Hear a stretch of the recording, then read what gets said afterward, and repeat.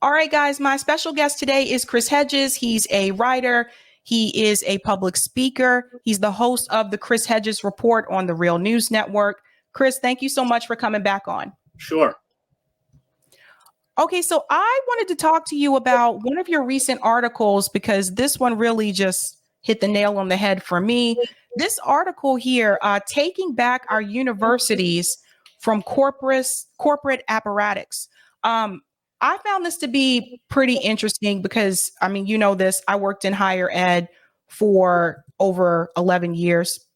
And one of the reasons why I chose to leave higher ed is because of this reason. I felt like the universities were basically corporate. And I tell people today, like, universities are businesses. They still have to make money. And you start to see when you work at these institutions that there are certain people at the top that are making a lot of money and everybody else at the bottom are making sometimes just enough to get by. But I noticed in the article, you did go to the Rutgers University protest, and I want to hear a little bit about that because they were also on this show as well. Right. So I am an adjunct. I teach in the New Jersey prison system through Rutgers in the college degree program, and I go in as an adjunct. So I'm a member of the union. And when the adjuncts and graduate workers and staff decided to strike, of course, I supported the strike and participated in the strike. Well, it's like most universities. You're right. They're run as corporations. The senior staff, administrators at the university, many of whom have MBAs. They don't actually haven't spent any time in higher ed.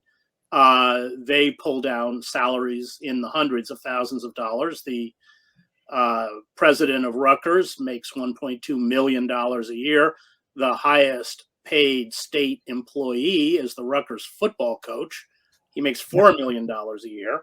And then you have adjuncts who make about $6,000 a course, are not given job security. They have to renew their contracts every semester. They're not given health insurance. So they're making, $28,000 a year, roughly. And it's not a living wage, especially if you have a family. One of the women I interviewed for that story, and everything that I do put out, both on the Real News, the show, the podcast, everything can be found at chrishedges.substack.com. So it's all centralized there. One of the guys I interviewed,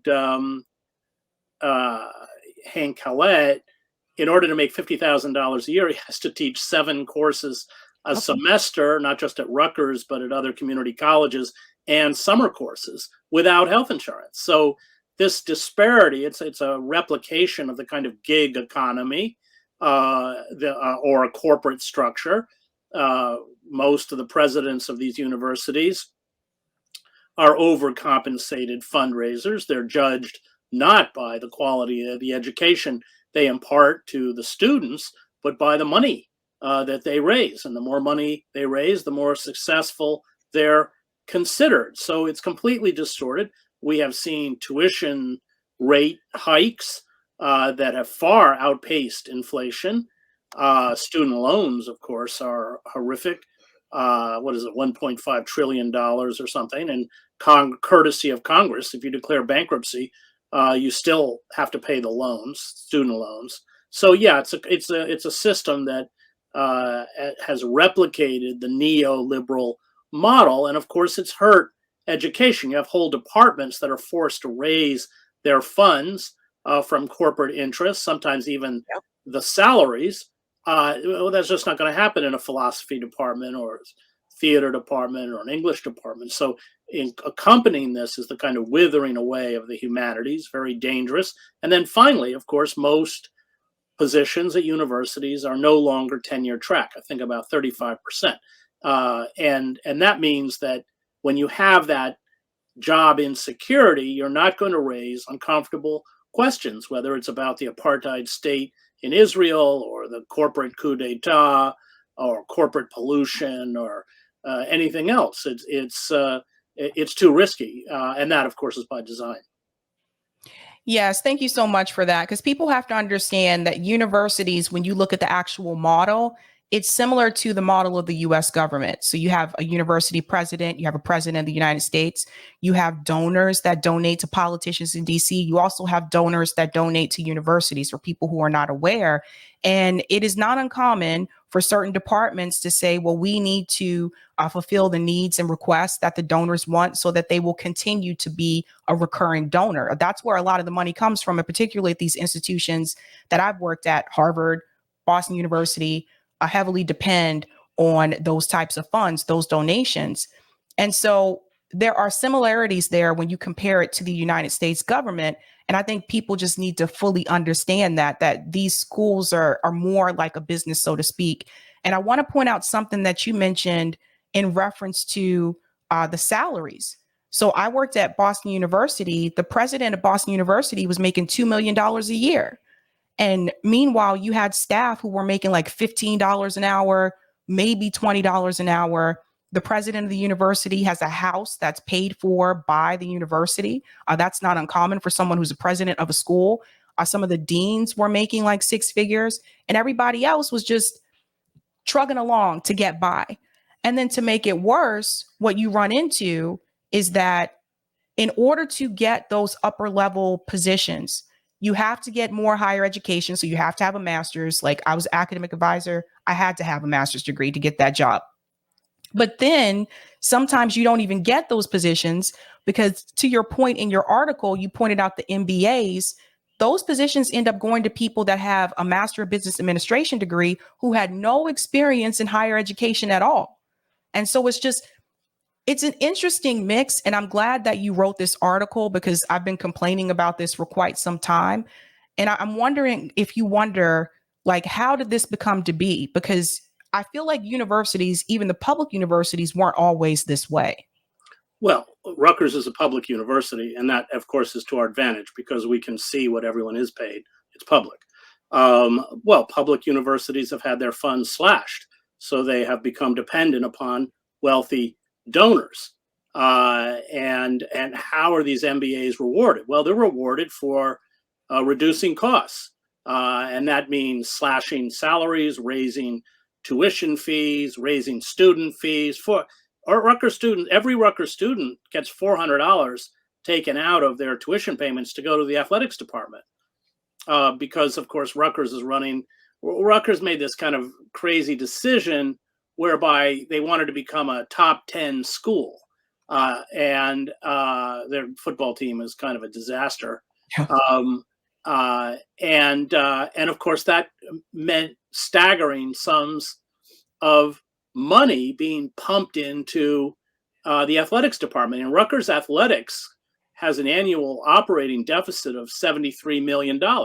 And that's all paid for by student tuition revenue and taxpayers.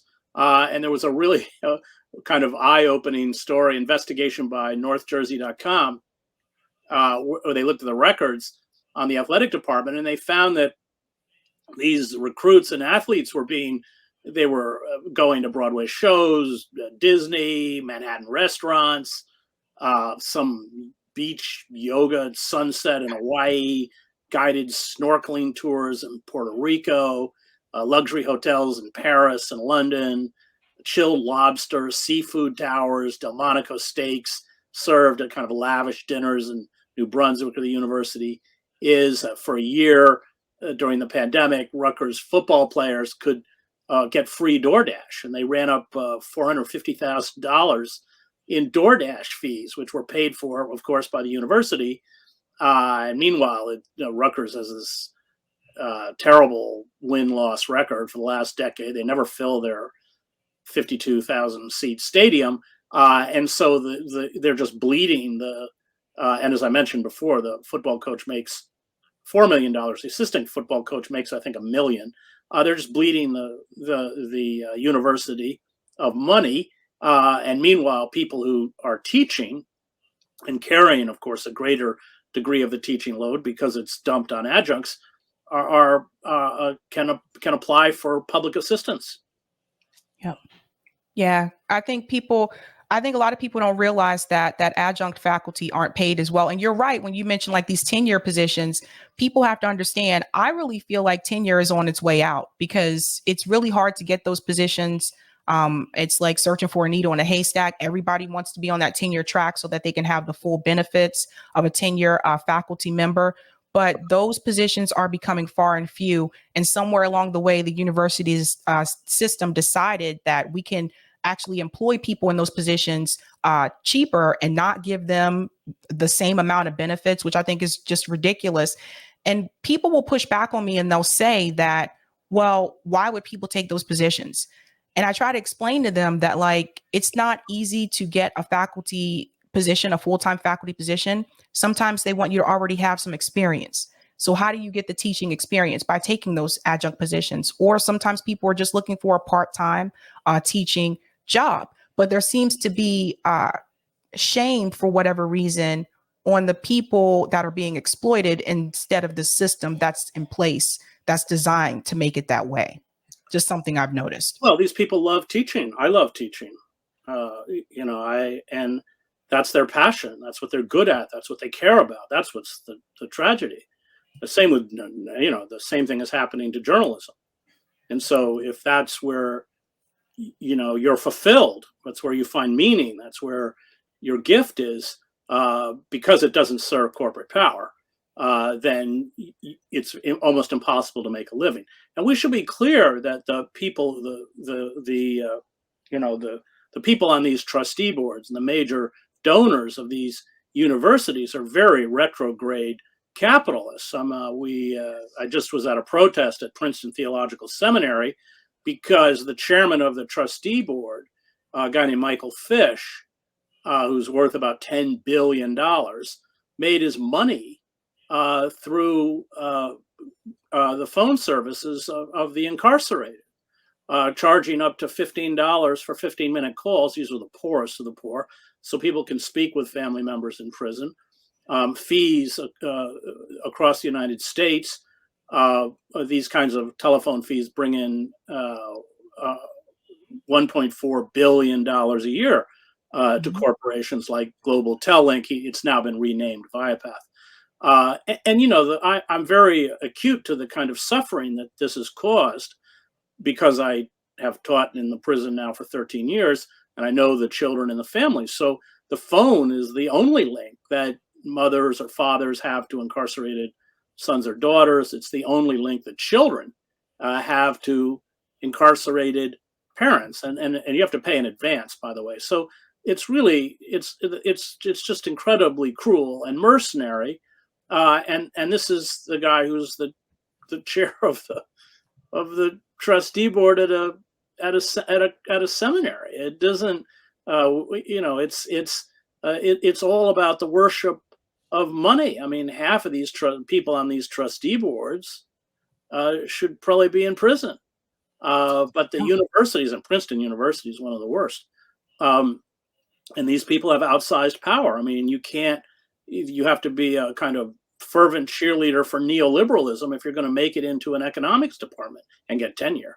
Otherwise, you're not going to have a voice. I mean, they are very clear about the lines they draw, and these universities cater to the lines. So the money, and I did my graduate work at Harvard. I think it's Harvard endowment's now $50 billion. It's insane. Yep. But it doesn't create better education because it actually constricts the ability within universities to ask questions that challenge the dominant narrative. Those questions are not going to get asked. And it reminds me of Cornel West's previous situation where, depending on the stance that you have in reference to Israel and Palestine, even something like that can prevent you from getting a tenure position. And I think a lot of people watching, are familiar with that story, but I thought that was absolutely ridiculous. Like, you can't even have a different political view than what they want you to have in order to move up in the ranks in higher education. Right. So Cornell was denied tenure, which, imagine that, at Harvard.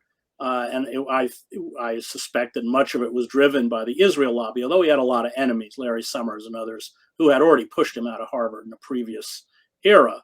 So yeah, if you stand for support BDS, as both Cornell and I do, that alone is going to get you censored out of most universities.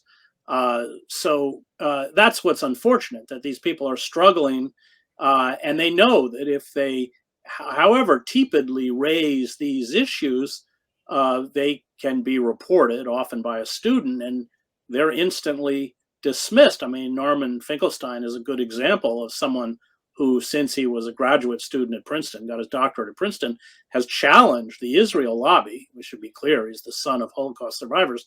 And the Israel lobby, Alan Dershowitz and others, has just hounded him from university to university to make sure that he's either driven out or never given a permanent position. And that's just one example. So yeah, if you actually stand up to the system, then there's almost no place for you within a university. And Cornell had to leave Harvard, and went. He didn't have to leave, but he wasn't going to stay. He went to back at Union Theological Seminary. But Cornell is one of the very few exceptions of major academics. If you really draw up a list, I mean, there aren't many. Noam Chomsky's not. I don't know if he's still teaching at the University of Arizona, but I think he is, actually. But there's very few academics. Howard Zinn, driven out of Boston University, yep, quite ruthlessly, by this crazed President Silber. So yeah, there's no room. I mean, these universities are transforming into vocational institutions. So Princeton, I live in Princeton, I've taught at Princeton University, or Harvard. The largest major is computer science. It's all about engineering, biotech. It's about finding your slot within the corporate system, and that pleases the donors. And the other thing that is kind of remarkable is how these donors are lionized within the universities solely because they are rich. So you have, this is in the column that I wrote, at institutions like Harvard. Harvard's just renamed its Graduate School of Arts and Sciences after this very right-wing mega Republican donor, yep, Ken Griffin, because he gave them $300 million. And I was involved a decade ago when Harvard renamed the imagine this, the W.E.B. Du Bois Institute for African and African American Research. Well, a private equity mogul named Glenn Hutchins donated $15 million, and they renamed. I mean, let's just back up. I mean, Du Bois is hands down one of the greatest scholars and intellectuals in American history. They renamed this center after a white equity financier. I mean, it's shameless. So Harvard argued that they subsumed the W.E.B. Du Bois Center into what's now the Hutchins Center, whatever it's called. But that was just a move to save face. I mean, it's Hutchins' name over it. It's crazy. But it's all about money, money, money. That's it. And kind of the wealthier the school, the worse it is. I mean, does Harvard really need more money? Yeah, that's a kind of legitimate question. Does Princeton? I don't know what their endowment. I think it's $9 billion or something. I mean, this is more. Harvard's got more money than some countries. Yeah, for people who are not aware, Harvard has the largest endowment in Massachusetts out of all the other in the world. Yeah, it's in the world. Yeah, it's crazy. I'm curious about your take on tuition. I was looking at something, and this is public school for those who are not aware, University of Massachusetts. Tuition in UMass in 1970, so the average tuition in this country was $394 a year. Today, tuition at UMass is $17,000 a year. That's just the tuition, not the room and board. And it's pretty crazy to me that people would have to pay that much to go to a state school. What do you think could be done differently in reference to tuition in higher ed? Because does it need to be some type of a rule or law in place from the US government to prevent them from price gouging tuition?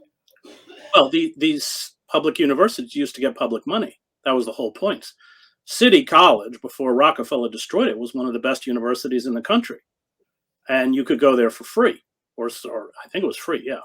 And so, the oligarchs came in and destroyed these great public research universities, and essentially turned them into private corporations. So, you go to Europe, you live in France, you don't pay to go to school. Right. It's quite difficult, by the way, to get into a French university. I think about 60% of the people who take the baccalaureate don't get a high enough grade on the exam to actually go to university. But you don't pay for it. You don't walk out burdened with debt. But that, again, is part of the whole neoliberal model. It's to keep you enslaved. It's why you go to law school. Anybody who goes to law school and doesn't have money, you walk out with a Yep. few $100,000 debt. Well, what are you going to be, a public defender? You won't make enough money to pay it off. So, of course, you end up doing corporate litigation. It's all kind of part of the design. Debt peonage, not a particularly new form of penal servitude, as any African American understands. That's long been a form of control. And that's why they don't raise wages. That's why they don't want to raise the wage to even $15 an hour. They want to keep you in bondage, credit card debt, car loan, mortgages, household debt, student debt, all of it, because it is crippling, and it's designed to be crippling. I agree. I want to get your opinion about, and to make the connection here about what's happening in France, because I think there's some similarities here. We've been covering the protest in France for the past couple of weeks. And it seems like to me, the people in France have made the connection that the problem is not red team, blue team. The problem is the oligarchs that control and exploit the people, exploit the workers. So they have stormed the BlackRock headquarters. We were just talking about, they just stormed the French stock exchange building. They understand where the real issue lies. However, in the United States, when we do have these protests and people do try to unionize, I feel like they end up folding for less than what they could receive. And then they just go back as being worker bees, and they don't choose to challenge the actual system in place the way that people are in France. Why do you think the French have that type of energy to continue to fight, even though it's been weeks, and that knowledge that the problem lies at the top? And why do you think the American people lack that, and why we tend to settle for what I consider to be crumbs? It's French history and French culture. The empire is poisonous, and the idea of American exceptionalism is poisonous. That seduction of power is poisonous. All of this has infected American society. And then we also have to acknowledge that starting really during World War I, but all through the last century, there was a relentless campaign by the ruling oligarchs in the business community to destroy radical movements, not just black radicals, but any kind of socialists, starting with putting Eugene V. Debs in prison, the whole after World War II, with the McCarthy witch hunts, breaking radical unions like the Wobblies or the old CIO, passing a whole range of anti-union legislation, beginning with the 1947 Taft-Hartley Act. And then after the uprisings of the 60s, we have to remember that the anti-war movements were divorced from labor, which was a fatal flaw in terms of the resistance, because the working class kids were going to Vietnam and the middle class kids were getting college deferments. So the oligarchs were nevertheless terrified of these mass movements, the anti-war movement, the women's movement, the Black Power movement, the AIM, the American Indian movement, etc. And so you had the famous 1971 Powell memo, where he called on corporations to essentially use their leverage and their money to take control of institutions and push these people out. And that has really been quite successful. I think, as John Ralston Saul says, we've undergone a corporate coup d'etat in slow motion. It's over. They've won. Both parties are captive to this.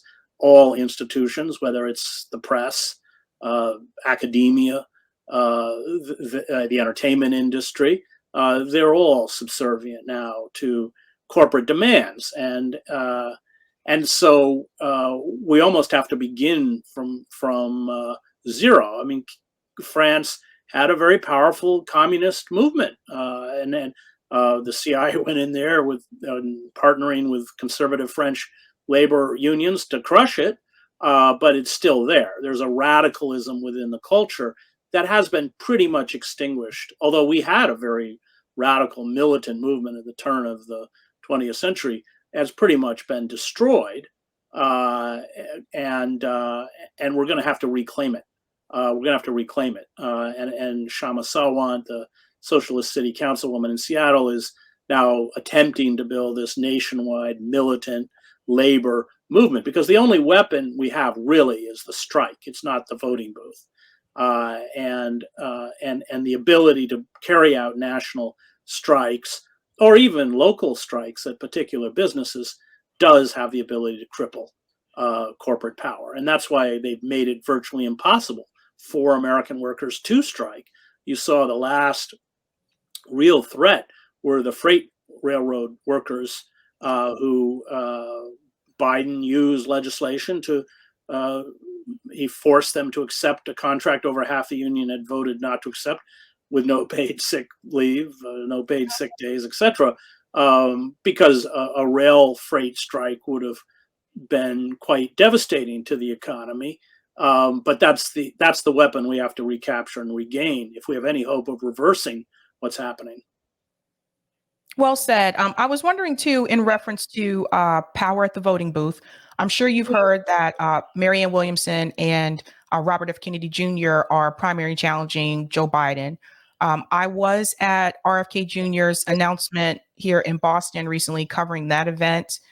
And it was really interesting to me because I heard some of Bernie's message there in his speech where he called out corruption, but I felt like he went a little bit further. He called out mainstream media. He said the media is the problem. Let me tell you why. He called out the CIA.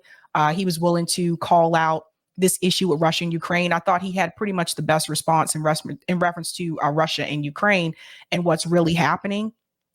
And here's my problem.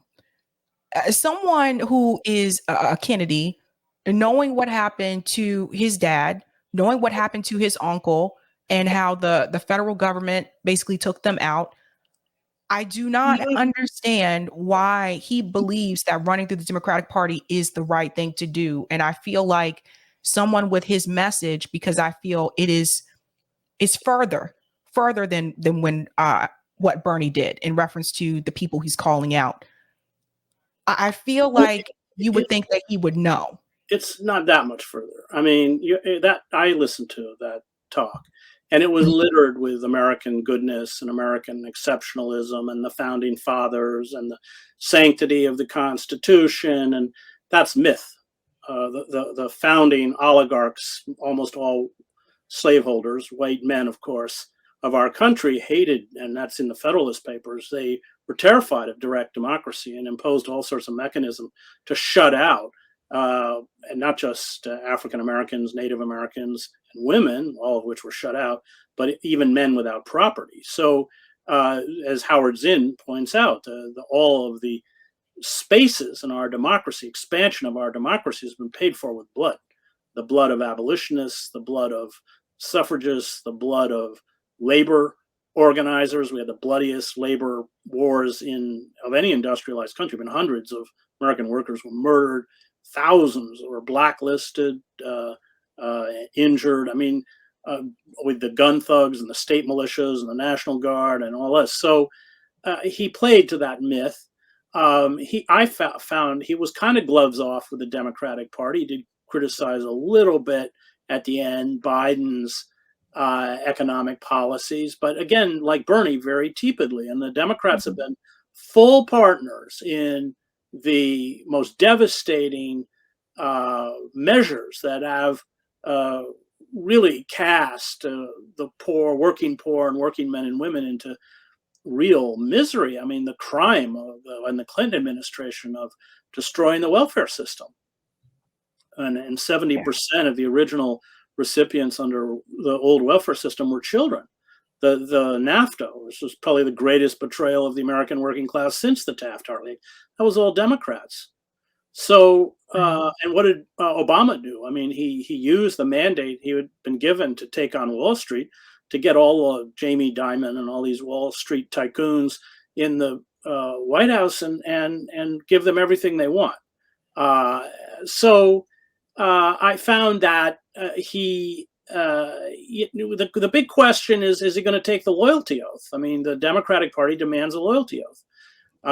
And it means that you will support whoever the nominee is. That's Bernie in both cases went out and campaigned for first Hillary Clinton and then Joe Biden. And so is he going to take that loyalty oath? It's very hard to run as an independent. I worked for Nader. I was Nader's speechwriter because they make it especially the Democratic Party, if you come from the left, they make it very, very hard to get on the ballot. Ballot access is really, and they put up so many hurdles. And Biden's such a weak candidate; they're going to be vicious towards Kennedy. And you already saw it with the New York Times profile, focused exclusively on his very controversial positions on vaccines and mandates. But it was really a hit piece. I mean, it was brutal. And I listened. You were there, but I listened to the whole thing. There were all sorts of other issues: the environment, and as you mentioned, the security state and corporate power and all this kind of stuff, and the war in Ukraine, again, as you point out, was all there. But that wasn't in the Times story. So he's going to get hit. He's going to get, the goal will be to turn him into a figure of ridicule because Biden is such a weak candidate. And remember, the DNC has already announced that they back Biden, and the Democratic Party has already said they won't have any debates. Right. So why do you think he's choosing to? And I'm here in Massachusetts, and I know a lot of people like the Kennedys, but I just feel like the days of assuming that you can just win because you have that Kennedy last name are gone.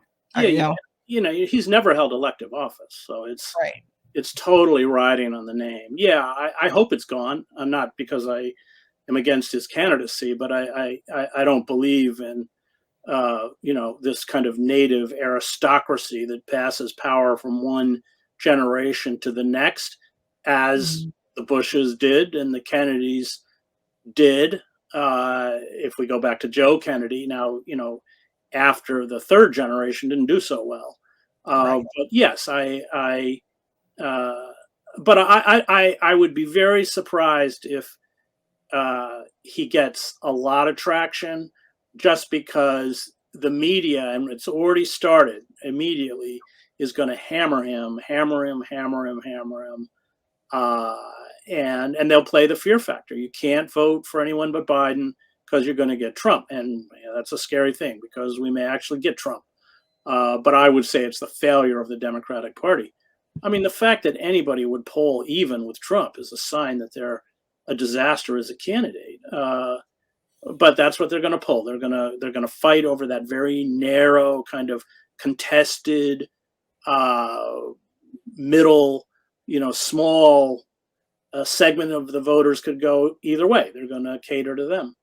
But I didn't like his whole myth of America stuff. I mean, I just am waiting for the day that we outgrow that stuff. Yeah, it's because it's just not true. And I'm sure he knows it's not true. I mean, Americans are good people. Look, we have a lot of blood on our hands. I mean, we can just start with the 2 decades in the Middle East. Of course, I cover the Middle East for the New York Times, but we've never addressed the genocide of Native Americans. We've never confronted the Holocaust that we visited on African Americans, or at the very minimum, the need for reparations, the legitimate claim for reparations on the part of African Americans. So to fall back into that, we're such a great country in the Constitution, which was a constant theme of his speech, that I found a little difficult to swallow, to be honest. I feel like he was trying to do both sides. He was trying to both sides of it. Yeah, well, I mean, he talks about hearing the truth. He's going to speak the truth. Well, no, he didn't really speak the truth. I mean, if you speak the truth, you sound like Noam Chomsky Right. Like, how do you feel about or Cornel West. right? How do you feel about the anti-war sentiment? Because some people have contacted me since I did that coverage. People have contacted me from different political groups. I've had Republicans contact me and say they may actually break away this time just to support him because of the anti-war message. What do you feel about that? Do you feel like that's a message that could bring more people together, considering this war with Russia and Ukraine? Well, Trump's peddling the same anti-war message, so there's no friction there with the Trump candidacy. Well, I mean, I think part of the reason that there's never a rational debate about Ukraine is because the justification for giving Ukraine, what is it now, $150 billion, is so thin.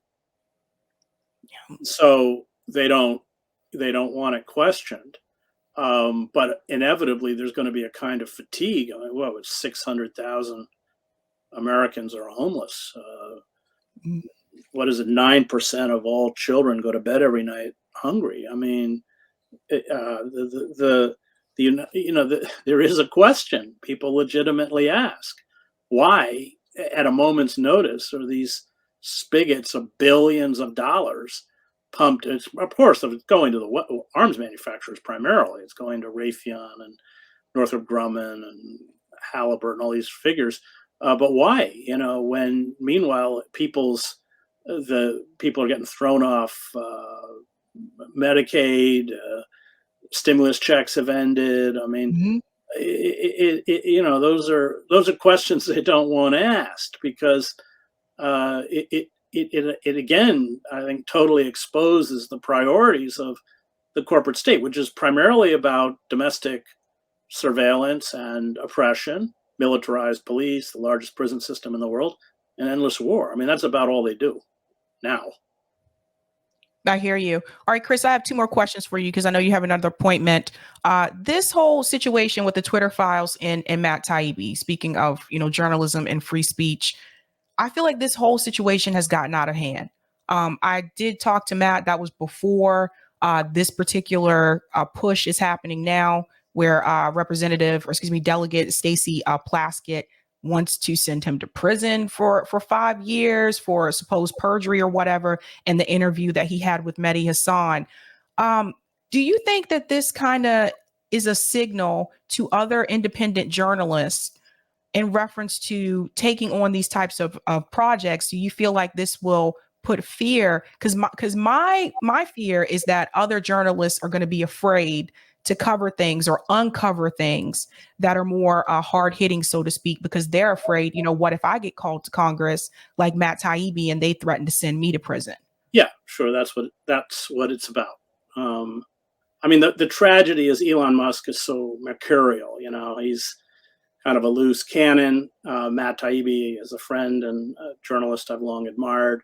And he was doing serious and important work, I feel, on the Twitter files. I think it also shows you how desperate how frightened the Democrats are. I mean, they know that their margin of error on these elections is really small. And so I don't think they're going to send him to prison. I would be surprised. But yeah, it's a way of intimidation. And also it's a way of discrediting real journalists. I mean, look what they did to Cy Hirsch, probably our greatest investigative journalist. Again, it was all about attempting to discredit Cy over the revelation that we blew up the Nord Stream pipeline, which was, as Cy said, kind of hidden in plain sight because people like Victoria Nuland called for it to be done and then celebrated it afterwards. And then you had reports in the New York Times that the Russians were seeking bids to repair it. Well, they were going to seek bids to repair a pipeline they'd blown up.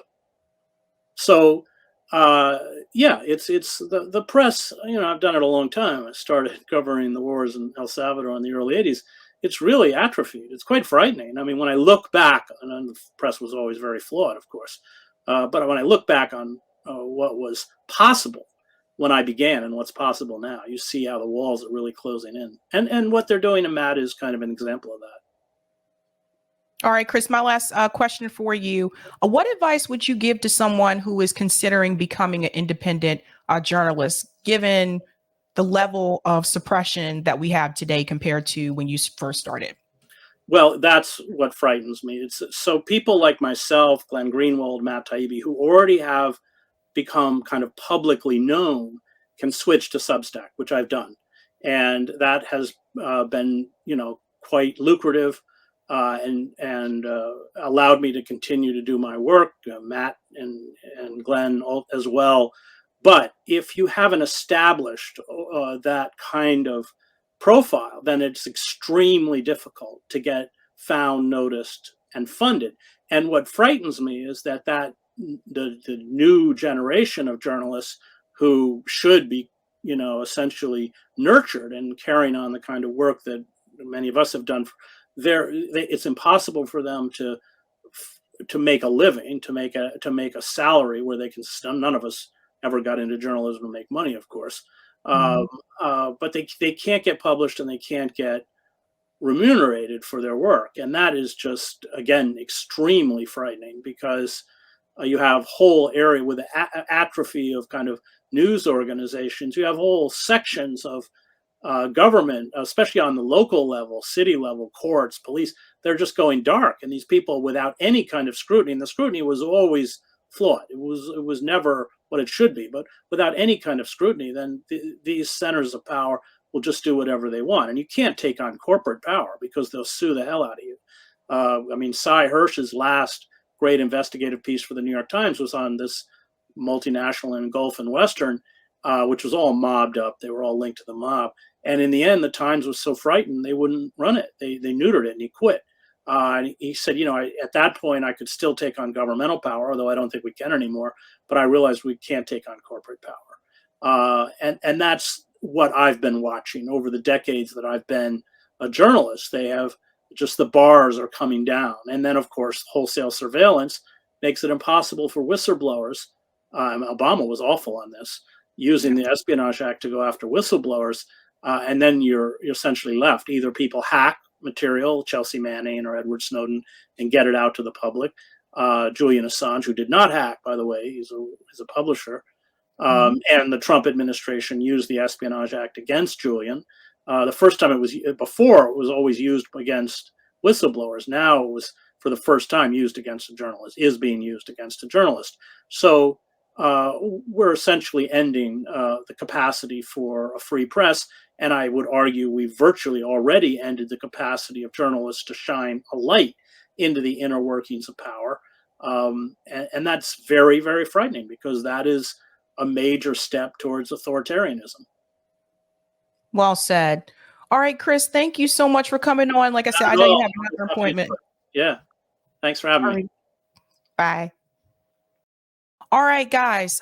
Well said there from Chris Hedges. Yeah, it's scary. These are scary times for people who are just starting out, because the reality is, you can build a following on Substack, but it's not easy to do. And I mean, even for me, it took me a while, but it's not necessarily easy to do. And then on top of that, I think that you have other forces working against you now that you did not have before. So my advice to you is to have another gig.